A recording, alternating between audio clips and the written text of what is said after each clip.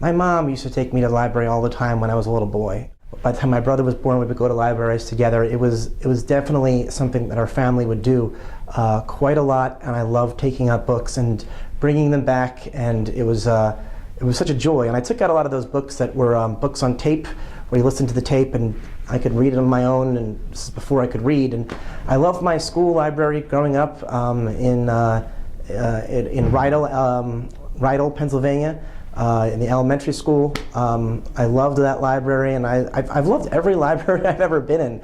I have, as an adult, spent just what feels like I have felt if I could go on vacation, it would just be to sit in a library and just look at books.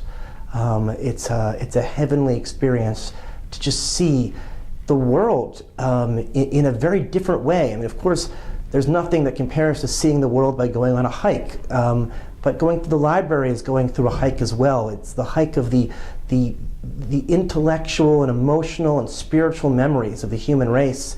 And we stand on the shoulders of that when we walk into a library. Every single book is a gift. I had an acting teacher who once said that when an actor bows, it's not to get applause. It's an old medieval way of saying that I have been here at your service. What I have been doing for you is a gift for you, for humanity. And every piece of art is a gift. Every book is a gift. When we walk into a library, we are surrounded by the greatest treasures and gifts by authors who have put their all, their heart and their soul onto paper, and we're surrounded by presents. It's Christmas every single day when you walk into a library. My English teacher, Dwight Good, in 12th grade, in many ways was my favorite librarian because he took me through the corridors of the intellect and what it means to go into a library and explore the library. Today, I go into a library and I take out way too many books and I can't read all of them by the time that they're due, and then I return them.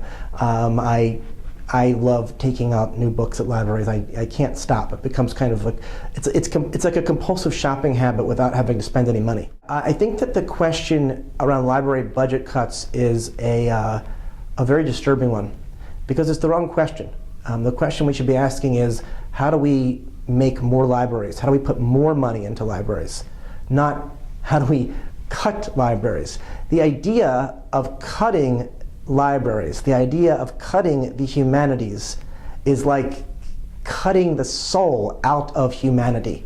It is, I'm from the Harry Potter lines. We use Harry Potter parallels all the time. It is severing the soul of humanity, Voldemort style. It is taking away access to knowledge and information and passion from those who don't have access to it most of the time. It's taking away the ability for people to enter what Borges called heaven. It's taking away what the Doctor from the Doctor Who said is our greatest arsenal. It's forgetting the fact that a high school library stopped the apocalypse again and again in Sunnydale High, Buffy the Vampire Slayer. But in all seriousness, when we cut libraries, when we mess with libraries, we are messing with and we are cutting the core of our democracy, because our democracy rests on the belief that Madam, as Benjamin Franklin said to the woman who asked Mr. Franklin, "What have you given us?" "We have given you a republic if you will keep it."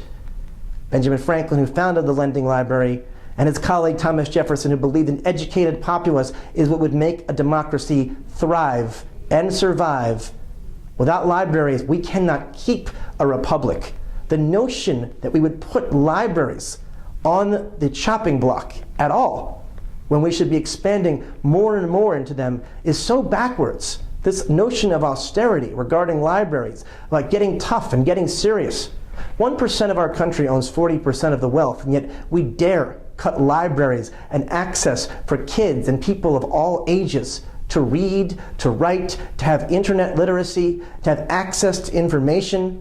Libraries have been the #1 vehicle to fight for transparency in our government. So for all those who are against big government, libraries are your #1 advocates. And for all those who are for big government, libraries are your #1 advocates. It makes no sense at all to be fighting libraries. It is fighting the core of humanity when we fight the humanities. We were working on getting beyond the walls of Hogwarts, still doing Harry Potter campaigns, but we're doing a Hunger Games campaign about economic equality and looking at the minimum wage, and how it's too low, as well as a lot of low-wage worker issues, as well as issues around food stamps, as well as student debt and the privatization of education and the dangers regarding those things. So that's really been an exciting opportunity to talk about class.